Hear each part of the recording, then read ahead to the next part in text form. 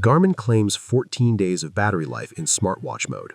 In my real-world testing, which included always-on display enabled, 45 minutes of GPS tracking daily, and SpO2 monitoring at night, I averaged 5 to 6 days.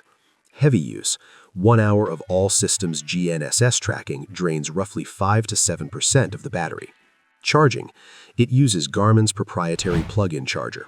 It's not wireless, which feels dated in 2026, but it is fast. I went from 10% to 100% in about 65 minutes. Thermal performance. Even while GPS tracking a hike in 85 degrees Fahrenheit heat, the watch remained cool against the wrist. There's no thermal throttling of the interface, a common issue with older OLED garments. The trade-off is clear. Garmin prioritized longevity over a high refresh rate mobile OS feel. The UI is smooth, but it doesn't have the 60 Hz fluid animations of a WatchOS device.